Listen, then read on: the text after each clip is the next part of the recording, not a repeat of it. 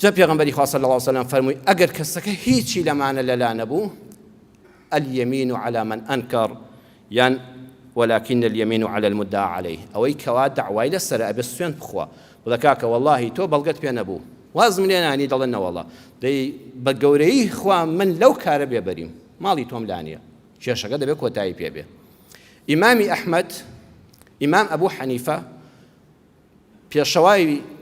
بيشوامان سر مذهبمان إمام الشافعي مذهبي كردي رحمة خواه ليبه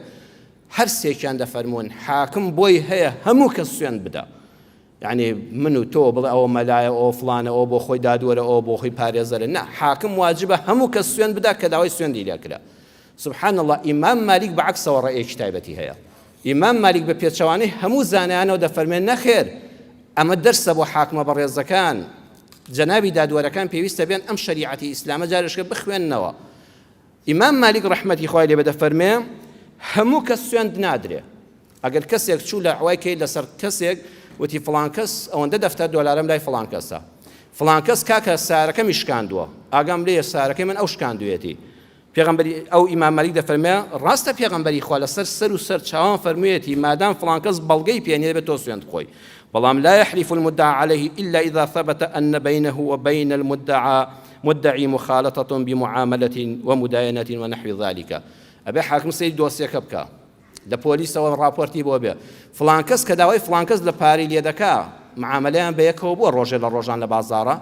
کڕین و فرۆشتنیان بە حیاتی بە یەکەوە بووە هاوڕێی یەکتر بوون ناوەڵڵا ئەی ئەم پارەیە چۆن کەوتە لای ئەو ئەی بۆ نووسراوێکت پێ نییە ئەی بۆ شایدێکن نییە هەر کەواتە تۆ فێڵبازی بڕۆ وازی لێ بێنە حاکم دەڵێت تۆ شایدەکە داوا لێکرا و بڕۆ ئازاد بە بۆ وا دەفەرمێ حتى لا يتطاول السفهاء على ذوي الفضل والشرف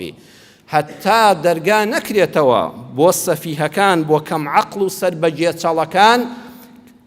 کە یەخەب بە ئینسانە باش و بەڕێز و خاوەن کەسایەتیەکان بگرن دوور نییە ئەم ئینسانە بەکرێ گیرابێ دوور نییە پارەیەکی درابێتێ بڵم بڕۆ شکاتێک لە فڵان کەس بکە با لەبەر چاوی ئەهلی بازاڕە بان کرێ بۆ مەحکەمە بۆ ئەوەی کەسایەتی بدەکەدارکەین بۆی خەڵک متمانەی پێی نەمێنێ مامۆستا فڵان کەس خەڵک گوێی لێ دەگرێت دیعایەکی بۆ دروستکەن بۆی خەڵک گوێی لێ نەگرێ و سود لە دینەکە وەرنەگرێ چێ ئەڵێ ئەمە هۆکاری ئەوە نییە حاکم لەم کاتەدا ئەو کەسەی داوای لەسەر سوێندی نادا ئەڵە کاکە تۆ لەوە گەورەتری بڕۆ ئازاد بە چاو لێ بابەتی پاراستنی کەسایەتی ئەبێت لە مەحکەمەشا ڕەچاو بکرێ ئیمام مالیک زۆر بە وردی لەسەر ئەمە دواوە